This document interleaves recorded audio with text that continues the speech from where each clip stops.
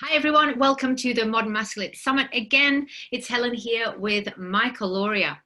Michael is a men's coach and author of the best-selling book, Forging Excalibur. He's Rediscover Your Masculinity. Having experienced his whole life adversity in the form of divorce, extreme financial struggle, which led to bankruptcy and a near suicide after being separated from his children for almost 18 months. He found his way through, and now he mentors and coaches men in his new program, Forging Excalibur. It's a 12-month hero's journey, and I'm so pleased to welcome Michael. Hi, Michael. Welcome to the Modern Masculine Summit. Hi, Helen. Thank you, and I'm very honoured to be here. Thank you. So great to have you. This morning in the panel, we've been talking all about we find ourselves in the situation with COVID-19. We've had isolation, we've had businesses closing, we've had people concerned about financial loss. And I feel this really keys into what you've experienced in your own life in other areas. And so I'm wondering whether you could share how things like that have made you feel. Yeah, absolutely. So I think probably the most relevant experience that I've had around this is that when we are in situations like this, men seem to lose their identity in certain ways because a lot of men seem to wrap their identity up in what they do for a job and whether they can provide for their families or not. And so when we're in situations like this, we find that men are losing their jobs, or at least at the very least, things are being put on pause. And so when we find that happening, we really see a lot of men out there losing that sense of meaning because their meaning is all tied up with their work, their job, their status, the money that they earn, their ability to provide for their family, and even the level of success that they've achieved. And when I talk about success in the modern sense of the word, that's all around monetary wealth and material possessions, the acquisition of material possessions and societal status. And so when that all comes into question, it really questions a man's identity and his sense of purpose. And so I can relate to this deeply because I went through a period of time in my life where I was striving for that level of success, thinking it was going to make me happy and thinking I was doing all of that for family and I was doing the right thing, when in fact, I was actually seeking something external from myself. And then when I started to realize that my identity and my purpose and my core values were actually attached to something that was purely illusionary, because we're starting to realize now that stability and security and certainty are all illusions because they're being taken away from people without any warning.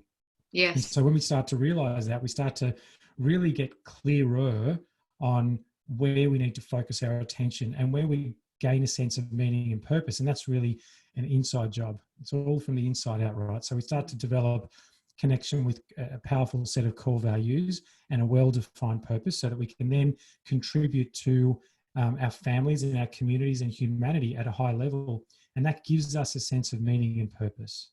Yeah. And it's funny, isn't it? Because these awarenesses are learned, aren't they? They come from really personal experience of then discovering that, yeah, maybe that was the wrong path, because there's an incredible stress on financial status, on success status, about who you are in the community and that kind of male standing that you have. And so that does shake a man's foundations, do you think? It really does. It really does. Because men, boys are taught that you go to school, you get good marks, you go to, and girls to the same, almost to the same level. But then there's a perception out there in society where men have to be successful, otherwise they're not relevant. And there's this benchmark, and the benchmarks seem to be the sort of car you drive, the house you live in, whether you have a family or not, your job title, and all of this stuff that's just external to us as people. And what it does is it pollutes and dilutes the human being and the person underneath all of that who can contribute to humanity and actually make a real difference. And so, yes, it absolutely does. Men deeply identify with this level of success that we're told men have to have, otherwise they're not relevant in society and they're not attractive to women. And there's always this alpha male thing going on, this competition thing going on out there that we feel we have to engage in. And what I've found over the years is that when we don't engage in that, we can actually start to reconnect with ourselves as people, just as human beings, as partners and as fathers, as friends and sons, and just good quality human beings.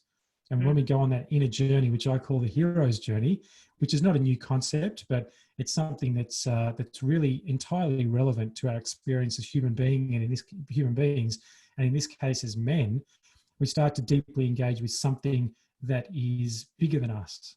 And when we do that, we find purpose and we find meaning. And that they're the core concepts for men, really, purpose and meaning. Without them, we feel very empty, very unfulfilled. We're not going to be a good quality human. We're not going to be a good quality partner or father. So we've kind of got to look at that and say, where's my focus and where am I placing my attention and energy? And is it really serving me and the people I love as well? Yeah. So can you tell me a little bit about what happened in your own experiences that put you onto this pathway where it really kind of shook the ground you were walking on and made you go into this level of understanding that you have now? Yeah, sure. So this was a long time ago now, 2 decades ago. I got married, probably longer than that, 25 years ago, I got married unconsciously, and we ended up having 2 children and got towards the end of that relationship. And that relationship went for 12 years. And it wasn't happy, but it wasn't desperately unhappy either. It was just a matter of growing apart because we got married when we were very young. So we were 20 and 21, very young to get married, right? And so you're still a child yourself at that age. And so we went on this journey unconsciously. And I woke up one morning and I thought, this is just not where I want to be. This is not the life I want to be living. There's more to this and there's more to me. And I want to explore this. And that younger version of myself didn't, I guess, realize that perhaps that could have been done in the context of the life that I was in. But I also realized that I was probably with the wrong person, and as was she. And so we separated. And then the divorce that came as a result of that was quite tumultuous and disruptive for both of us, because as is the case with many divorces, they don't go very well because we're each trying, there's this power struggle that happens. And, I was in my very early 30s and she was in her late 20s, early 30s as well. And so even then you're very young and there's not a lot of conscious awareness there in regards to what you're doing and how you're behaving and where your energy is and all that sort of stuff. And so there was a power struggle, and we co-created this environment as co-parents, where it ended up being the case where I just hadn't seen my children for about 18 months. And there was a constant struggle in family court. There was ongoing child support obligations, of course. And as a result of that, I developed some real anxiety and some depression as well. And so what came along with that was job loss and financial struggle. And it got to a point towards the end of that 18 months where I had to declare bankruptcy because I had so much debt that I couldn't repay. And it was overwhelming. And there was no possible scope for me to pay that back in any reasonable amount of time because I was also unemployed. And I was about to be homeless because I couldn't pay my rent.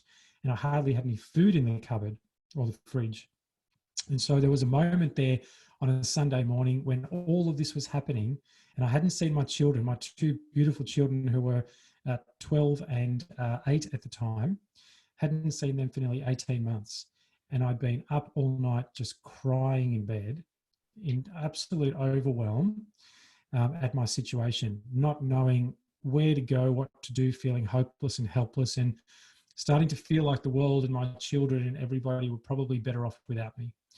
And so I was sitting on the edge of my bed contemplating suicide, and I received a text message from my son, who I didn't even know he had a phone at that stage. And he said to me, "Dad, we miss you and we love you and we can't wait to see you again." And so it was in that moment that I experienced an emotional impact. And that emotional impact was very much around, wow, my children do love me and they are thinking about me and they do want me in their lives. And maybe I am relevant and maybe there is something here. And if there is, I don't want my children to see me this way. And I need to be better for them. And so it was in that moment that I did something very simple, which started a chain reaction then to just putting myself and my life back together. And that was I literally got up and turned around, looked at my bed and made my bed. Jordan Peterson talks about this in his book, 12 Rules for Life. Make your bed, and then go off and fix the rest of your life and then the world. And so I made my bed, cleaned my house, went and did some shopping. A couple of days later, I got a job, and I started just putting my life back together again.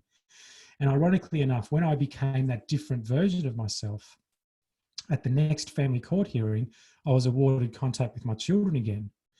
And it progressively got better and better after that. So what I started to realize was that as I became a better version of myself, the results that I experienced in life started to change to more desirable ones.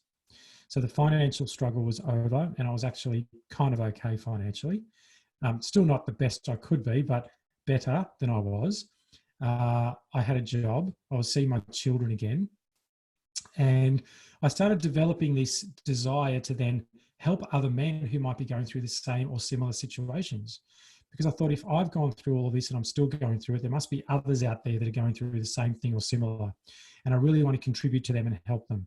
And so I went off and I got my counselling diploma.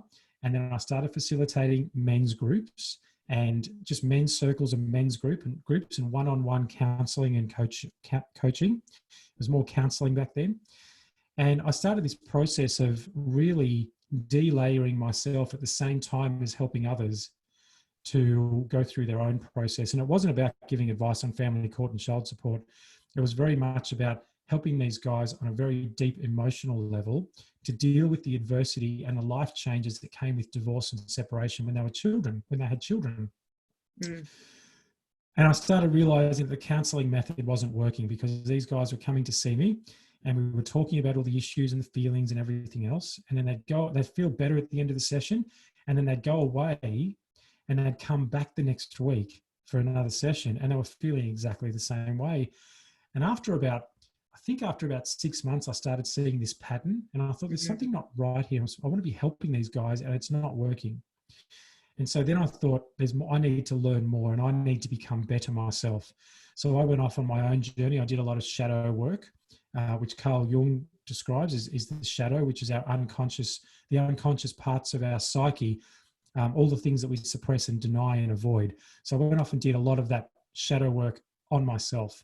Plus I went and studied a lot of stuff around neuroscience and neuroplasticity, which I have qualifications in now, and the relationship between the conscious and the subconscious mind. And so then I re-entered this business of mine, or this practice of mine, with a very different energy and a very different version of myself. And I started talking to these guys more about values and purpose and meaning and a sense of contribution and something bigger than ourselves. And I started using words like legacy.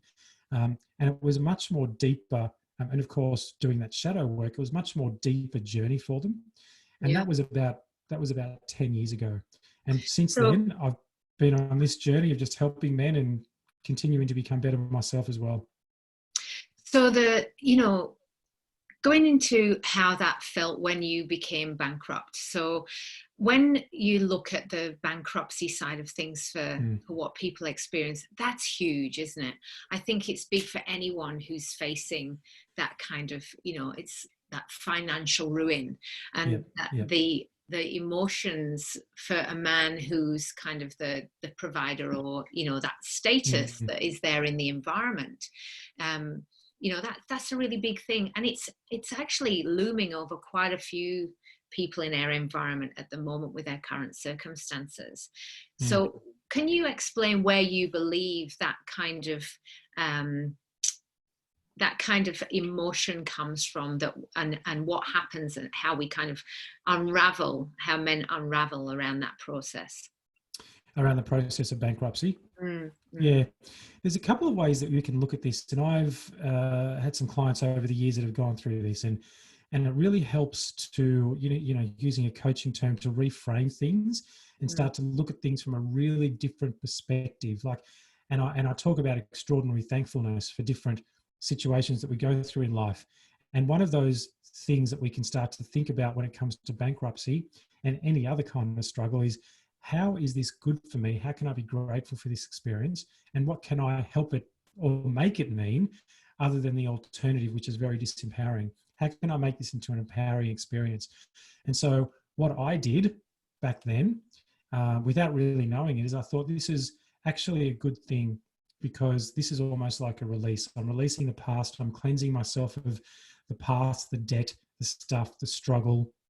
And really, this is an opportunity for me to step into something new without dragging all of this baggage with me into the new version of myself, the new life that I want to create. And so in situations like what we're in now, where people are facing job loss and perhaps losing their homes, hopefully not, and all sorts of financial struggle like that, where bankruptcy may indeed be an option, there's a really interesting way to look at this and to reframe this. It's like, well, okay, that life that you were living obviously isn't serving you, because if it was, it would continue throughout this. Okay, it would be sustainable. So that life wasn't serving you. So this is a really good opportunity for you to step into something new and leave that past stuff behind, and go through a recreation or a rediscovering process. Did you feel relief when you actually said, okay, I'm going to let this go? I really did. When I got the letter about 2 or 3 weeks later to say it's all done and you don't have to pay this money back anymore, it was a sense of relief. It was a massive burden off my shoulders, because prior to that, I had people calling me, I had letters in the mail, I had people knocking on the door. It was not a very pleasant existence at all. It was literally one of those things where I did not want to answer the door or the phone or go to the mailbox or even leave the house, just in case there was a debt collector waiting outside in a car for me to leave. There's a real fear around that, isn't there, for people in these situations, that it's just this kind of, and also people who've never done anything wrong necessarily. They've led really kind of, what you'd say, like just a well-meaning life. They've got a nice family, and then all of this stuff happens, and people feel like they've in some way made a big mess, and they can't get out of it. What would you say to the man who's looking and saying, I can't get out of this, I'm overwhelmed, and they are contemplating hurting themselves, or going down a path that we can't?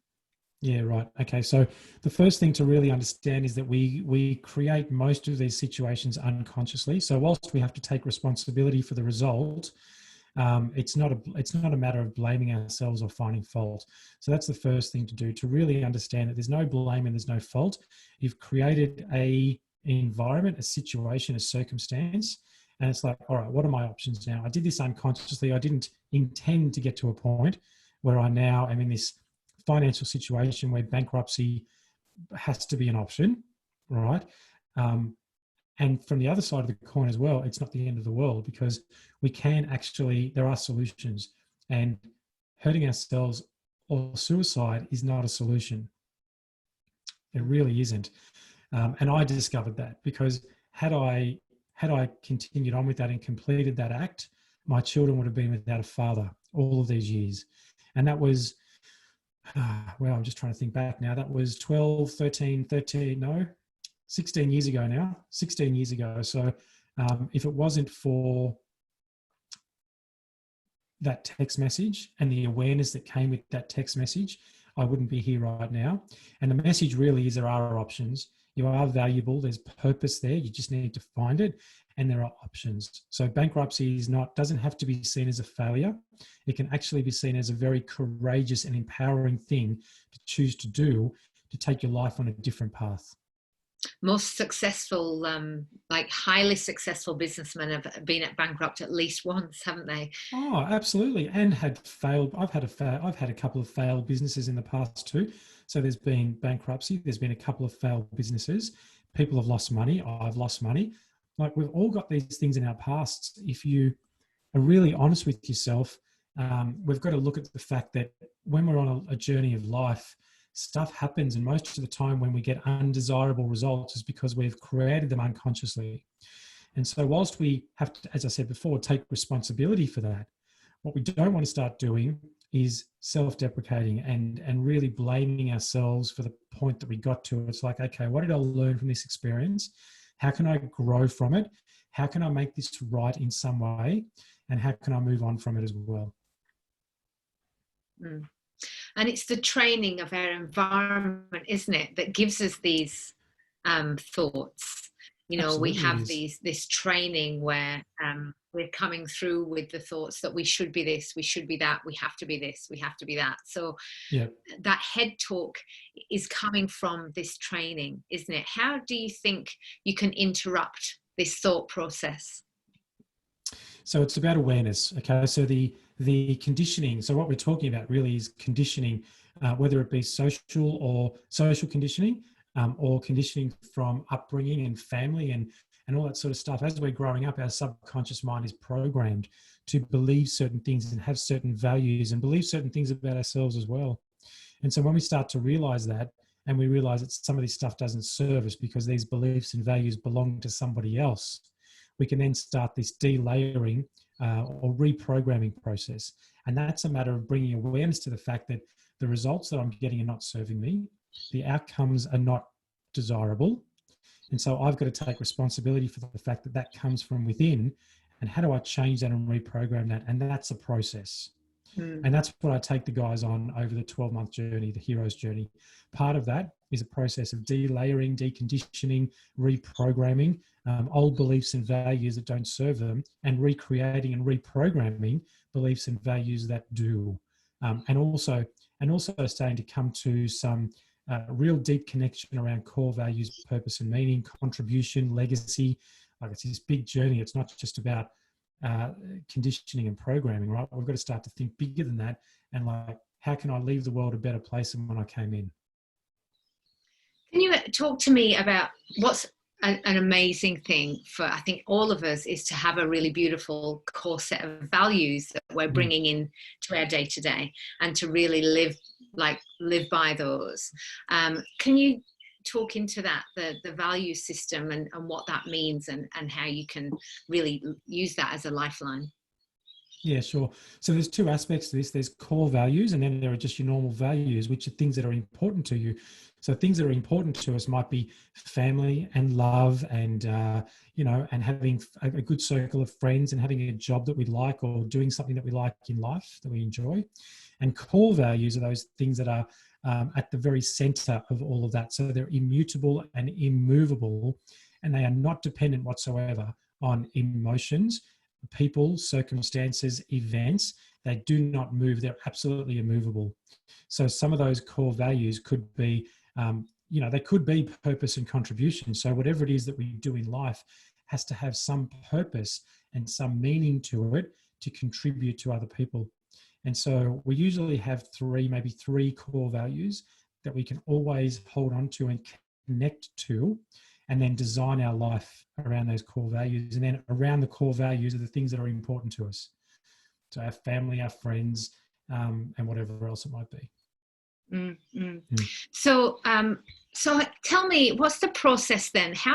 So somebody's listening and they are really hearing what you're saying and thinking, I wonder what my core value is. How would they be able to answer that question for themselves if they really would like to kind of discover that? Because these aren't things that we just know, because we're not taught, what is your core value? What is this? We're kind of, we almost just believe what we're told is important without really discovering what our own personal value is. What's your advice? It's actually a process. It's a process of uncovering and delayering a lot of the stuff that we believe about what values are in the first place. But the very first thing you could do is start with curiosity. Is what you're curious about, what you're passionate about. What are those things that you can sit down or engage in these activities that you can do, and you lose track of time, and you forget to eat, and you don't even go to the toilet. There's all these things, right? That we sit down and we start something. And then when we look up, 6 hours have passed, and it's like, whoa, where did that time go? And I'm hungry. And I only just realized I'm hungry now. And I need to go to the bathroom. Like, what's that thing that you engage in that you can just lose track of time? You can lose yourself in. And that gives you a really good indication of, there's some passion and purpose in that, but also what you value. And it's much deeper than that, but that's a good place to start. Yeah, absolutely. And it's interesting because it shapes everything, doesn't it, from career and choices all through. I did some time where I would speak to returned servicemen who had left military due to different circumstances after being in Afghanistan, Iraq, etc.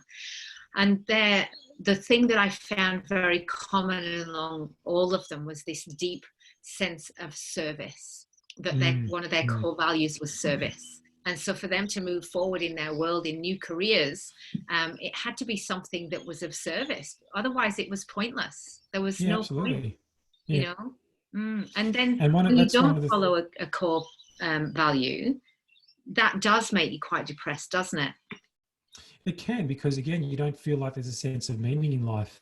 And when you start to feel down about that, and that goes on for a long period of time, that's what creates depression, or feelings of depression, you know, over a long period of time. And so you were talking before about being of service, and that's one of the key things that I talk about in my book, Forging Excalibur, and in the program and some of the activities that we do as well. It's really about embodying, integrating all of the attributes, virtues, and traits that men had to really embody on their journey towards becoming knights. And one of those is an attitude of service. So if we have an attitude of service to our family, community, and humanity, then we will contribute at a high level. And so, yes, service is a big one, because all men actually want to feel relevant and purposeful, and like their life has meaning in some way. And again, that we leave the planet better for the fact that we were here. So what does that look like if you're, I'm constantly looking for things that we can offer our listeners. So when we're saying being of service, if you could say, these are the ways that you can be of service for somebody who's feeling a little bit low, who's going through some really big changes and needing to find that sense of being relevant and important. Yes. What's some of the suggestions you could give them? The first thing is, if you're feeling like that, the very first thing is to self-nurture. So that could be something that you enjoy, like go for a walk in nature, go to the beach, climb a mountain, go to the gym, just get outside in the sun. If it's as simple as just getting outside in the sun, do something different to what you used to, that you know nurtures you and helps you to get that feeling of at least a little bit of well-being. And then the second best thing that we can do is go out and just do something kind for another person. Just be of service, do something kind. It only needs to be a small thing.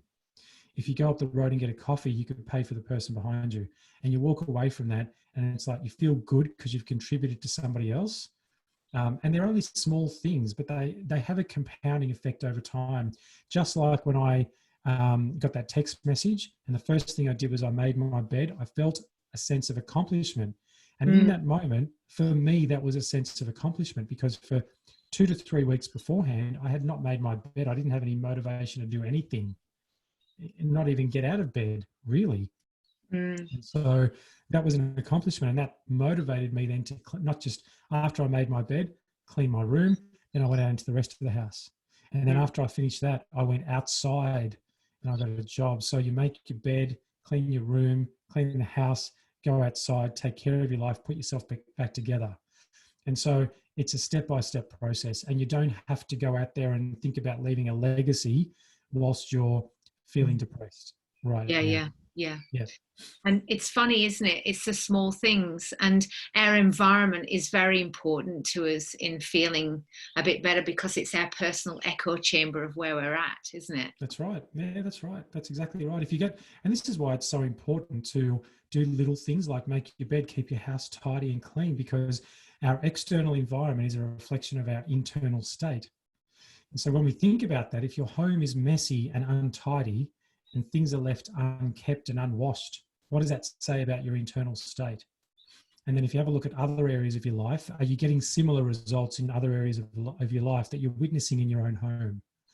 And so when you clean your home, when you clean your environment and you start putting all of that back together, then you'll start to have a different attitude and a better outlook on the rest of your life. And then you'll start creating a reality that you actually want. Yeah. So when people start to make these changes as well, how important do you think it is for connection? Because there's an awful lot of loneliness when men can't really speak about how they're feeling, and they kind of feel trapped in their situation, and it's very all-consuming. For people in families who are struggling to kind of connect within that family unit, and then of course men who are in separated environments where they're on their own. What would you say about that? So at the moment, connection is even more important than ever before. And things like this, jumping on Zoom calls with friends or colleagues or whatever the case may be, gives you that feeling of connection. We're doing something on Saturday night. My dad lives in Sydney, so we're actually getting him on a FaceTime call, and we're all going to have dinner together, him in Sydney and us here, right? So you can do little things like that. We all have someone in our lives, and even if it's just one person that we'll pick up the phone and we can talk to, or go for a walk with, or something. And it's really important to kind of, in that moment, to go, I'm just going to send a quick message, make a phone call, something to really get that sense of connection with somebody else. Because it's easy for some people, and I've said this before as well, that the greatest connection that we can have is the one that we have with ourselves. But when we're feeling depressed and anxious and we're feeling hopeless and helpless and like life has no meaning and I have no purpose, that's not something you want to connect to any deeper than what you already are. And so it's really important to find that external connection to begin with, to sort of help you along your way, just in the initial stages. And that's incredibly courageous, that step, isn't it? It really is. It really is, because we're already feeling very down on ourselves. And I remember that and was like, well, who's going to want to spend time with me when I don't even like spending time with me? And so, but what we don't realize is that that's our stuff. That's how we're feeling about ourselves right now. That's our inner dialogue.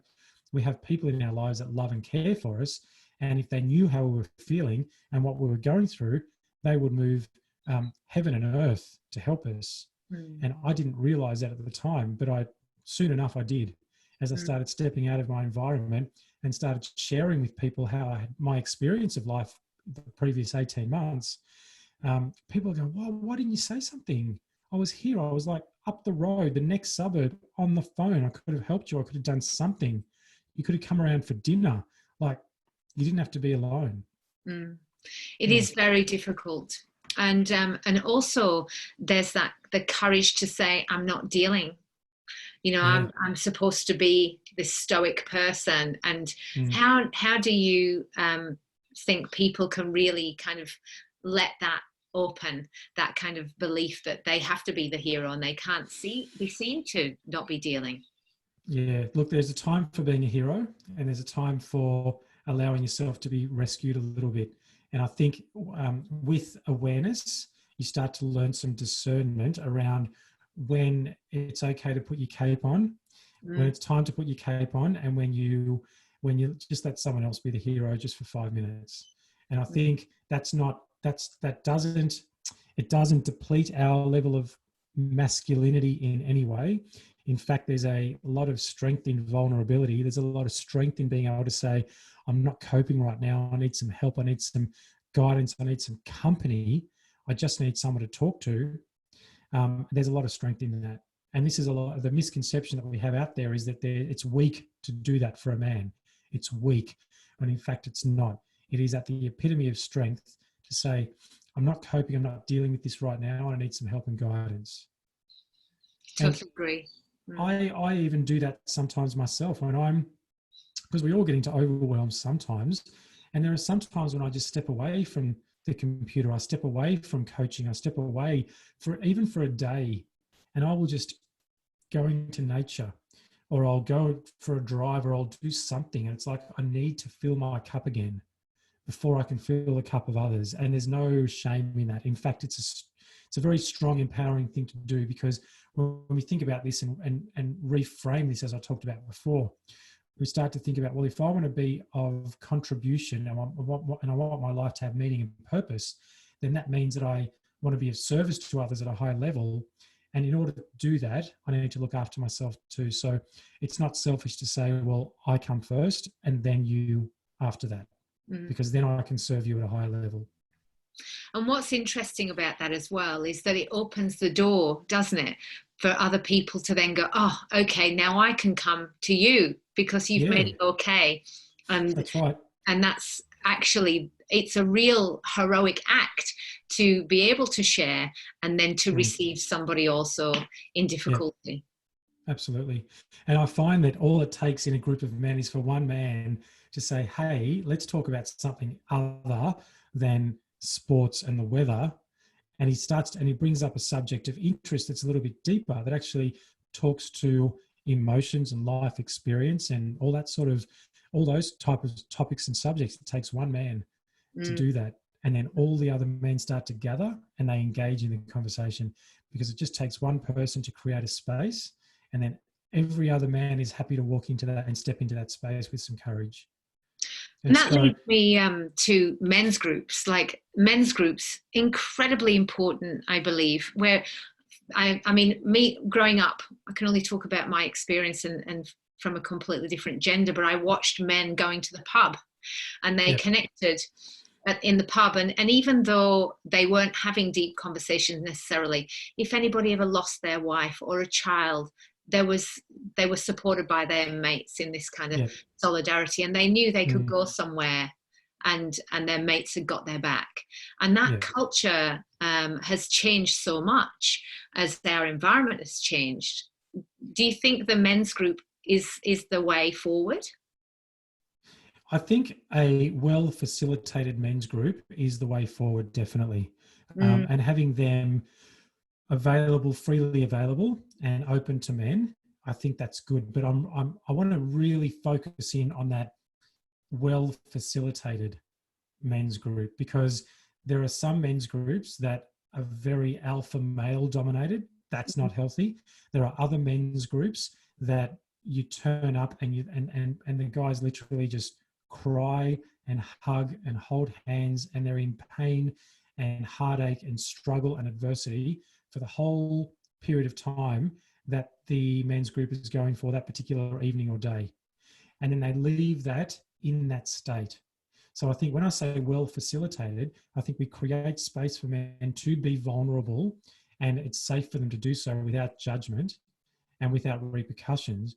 But then we have to facilitate the process of transitioning out of that into something more empowering, so they can move back into their lives feeling better and being a better version of themselves as a result of the vulnerability, as opposed to allowing men and encouraging men to stay in that pain for too long. Because I've seen men's groups and men's retreats and all of this, where they all get together and they encourage all of this pain, and I call them circles of pain, because they literally sit in a circle and they cry and they share, and then they stay there, and then they don't move out of it, and that's very unhealthy. So just as unhealthy as that is also the alpha male thing, we've got to find a really good, well facilitated men's group or program or whatever it is, where there's a place to share, and then transitioning out of that into empowerment, because men actually want purpose. They want to lead. They want to feel like there's meaning in life. They don't want to feel like they're always in a world of pain. Yeah. And it's funny, isn't it? Because for some people, actually reaching out to go to a men's group, that in itself is a huge effort for them to go and do that. So it might be very difficult to then leave that space and go back into their world when they've been allowed to have such incredible vulnerability. It might be the very first time. And so it is difficult for it might be just that, to find the right one. But what do you think what do you think of the concepts of men's group, though? What has it done for you, finding men's groups through difficulty? Oh, it's awesome for connection. It really is awesome for connection. Like, you can't beat it for men to get together with other men and connect and talk and share.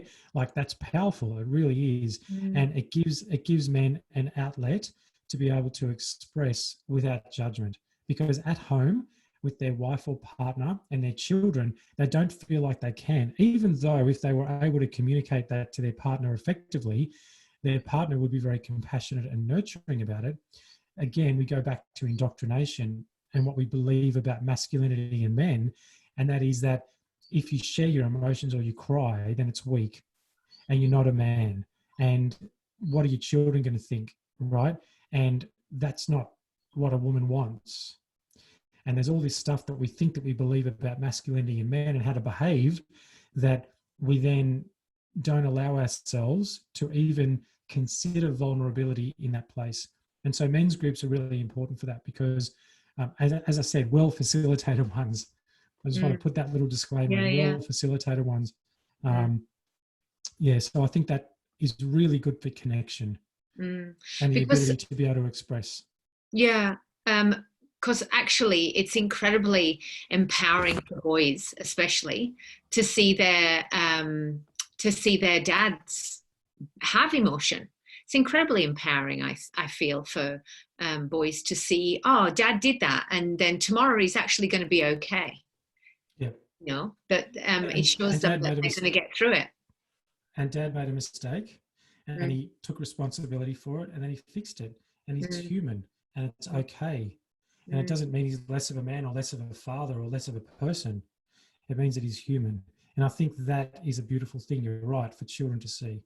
And it's also a beautiful thing in a relationship too, because if you can feel like you can share with your partner and they can share with you, then it forms a deeper level of connection between the couple as well. And I think that's just as powerful.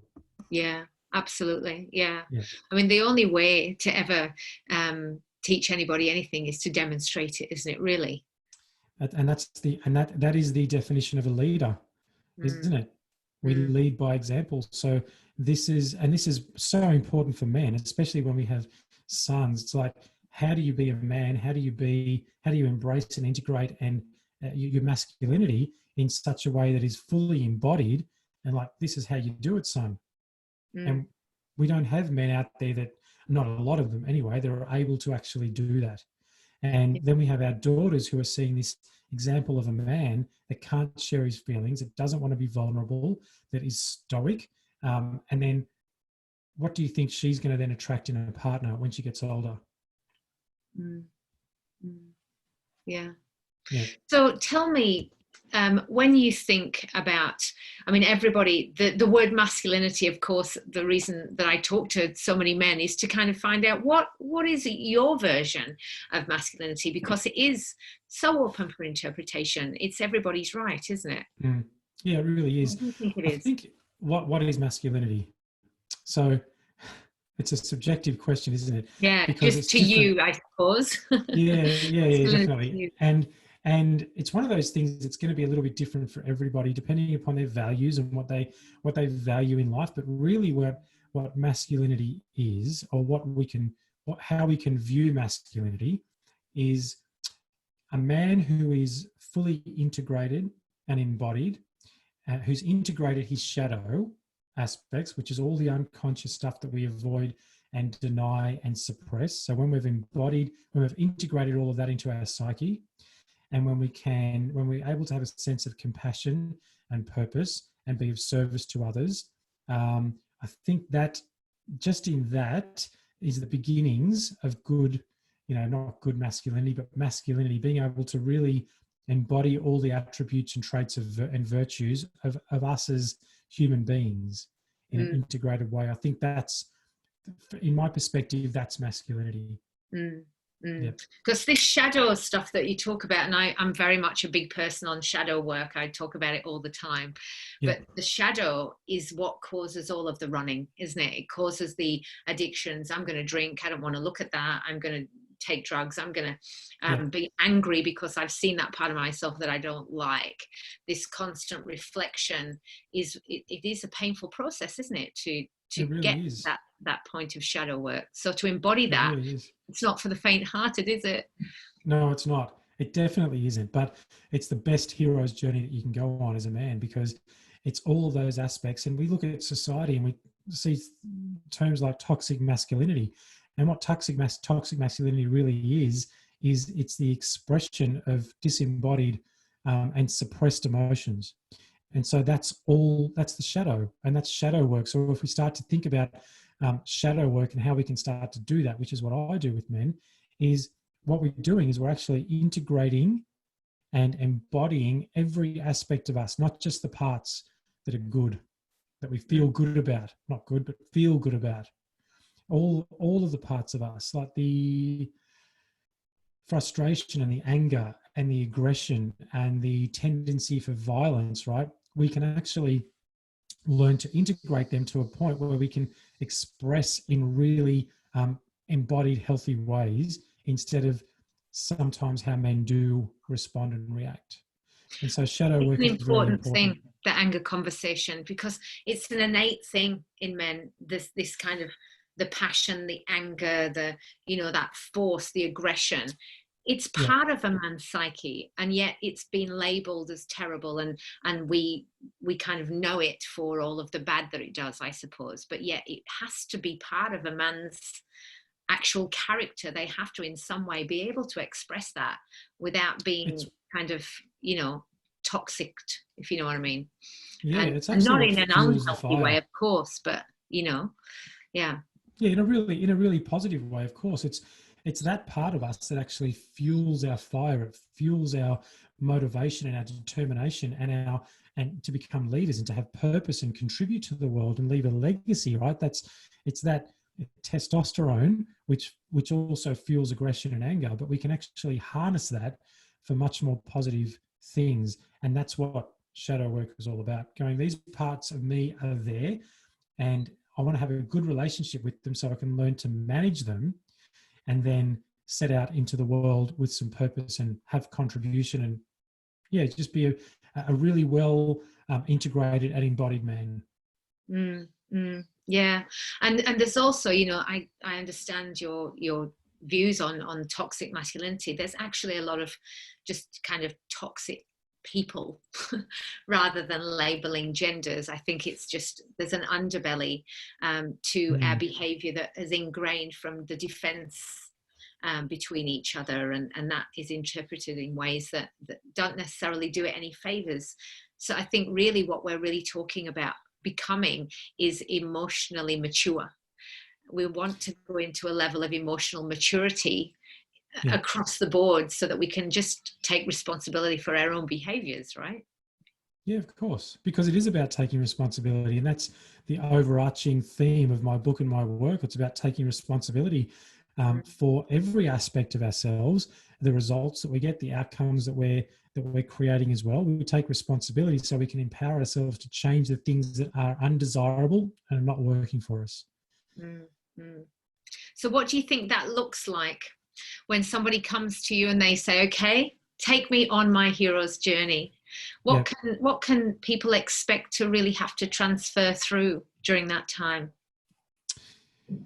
It's a process of really delayering. So people have to be men have to be open to question everything that they believe, their very thoughts, because our thoughts are a result of the shadow most of the time, the unconscious aspects of us. So we're going to be able to be open to question everything that we think, believe, the way we act, the relationships that we're in. Not that we're leaving relationships, but we've got to be able to question who we are and how we've created the results that we have, and take responsibility for that, and be open to changing the things that are not serving. And so that's the first step, and also understanding that we have this potential within us of limitlessness. So we all have this potential to achieve and be whatever we can desire, and whatever we can imagine. And so if we can imagine something, we can create it. We've all heard that before. And so the very first step in this whole program is understanding this concept of limitlessness, is that we have this potential for limitlessness and we have no limits. And that really starts to take people to the core of themselves from the outset. Because when we start to say that there's no lid on your potential, you can become whoever you can imagine, the best version of yourself possible. It then opens people's awarenesses from the outset. And so it's from that foundation that we then build everything else.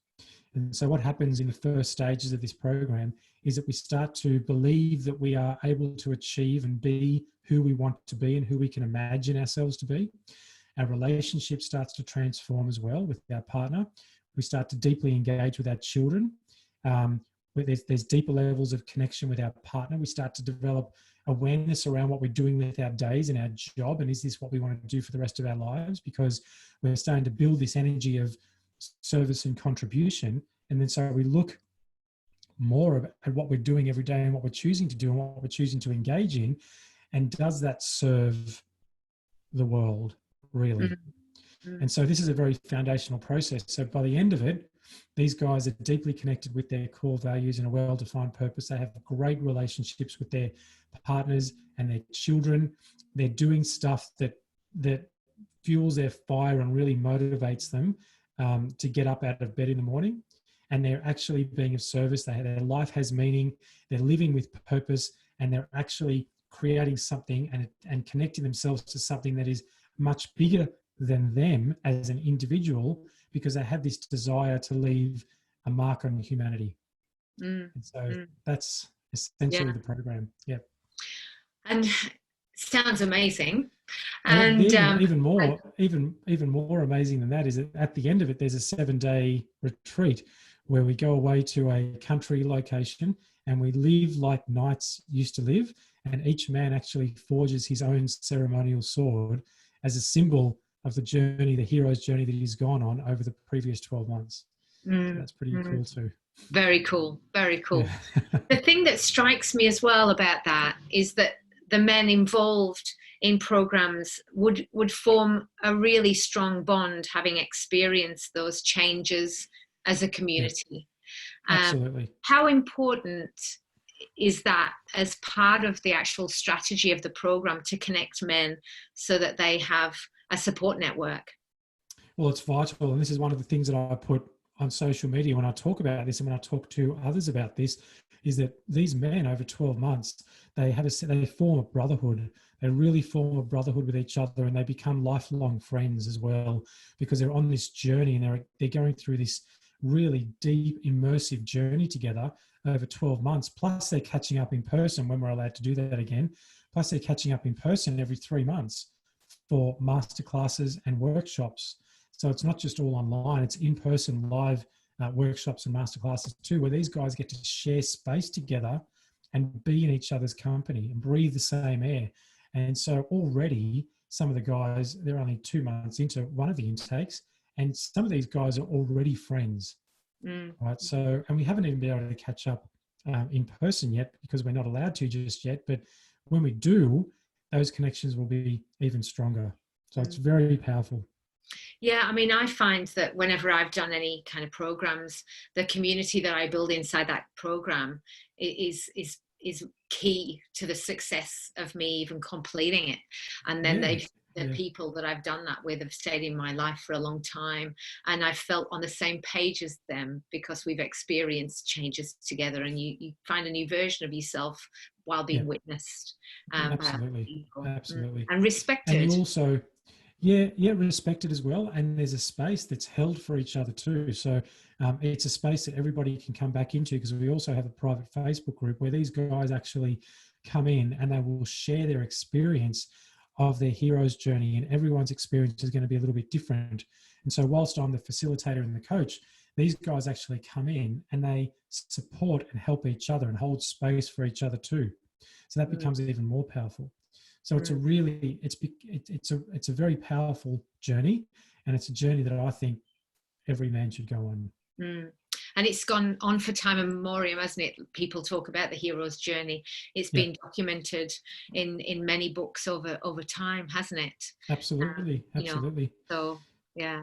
Yeah, Joseph Campbell's concept of the hero's journey that he wrote about, and a very popular quote around that is the cave we fear to enter holds the treasure we seek. And so this is the real, at the core of this hero's journey for these guys, because this is the cave they fear to enter. The cave is the shadow and doing the shadow work. But when we enter the cave, we find the treasure, and the treasure is the absolute epitome of a man, a masculine man that they wish to become. They envision, but they don't know how to create on their own. And this gives them the vehicle in order to do that. So really, we're asking them to just connect with exactly who they've always been. And their absolute limitless potential as well. Because at the end of the day, we all want to have meaning, we all want to have purpose in life, and we want to contribute and be of service. And so if we can do that and leave the world a better place, that's a life well lived. Well, we're just about out of time, Michael. That just went like 2 minutes.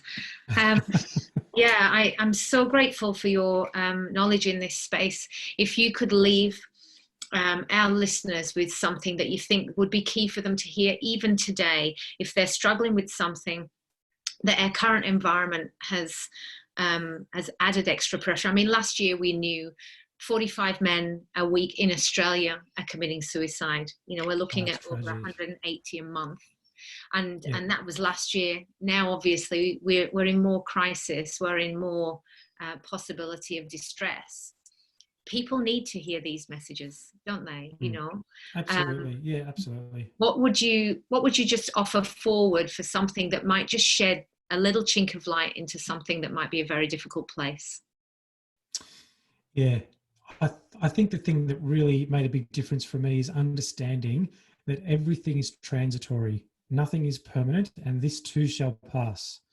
And so whatever it is that you're experiencing now, whatever adversity, struggle, pain, heartache, whatever you're experiencing right now, this too shall pass. It's transitory. It's not a permanent experience.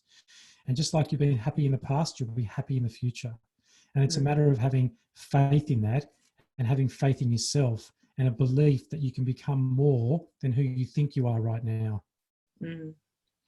Thank you very much. I'm so grateful for this conversation, Michael. And we've got you coming on our live panel this afternoon to answer any questions that people might have about what you've talked about today. So there's an anonymous question and answer box on our panels on every afternoon, the next 2 afternoons. Michael's going to be with us this afternoon. If you've got any specific questions that you have for him, I'm sure he'll be absolutely thrilled to continue this conversation. So Definitely. Thank you, Michael, for your presence, and we'll catch up with you later this afternoon. Thank you, Helen. See you then. See you then. Thank you.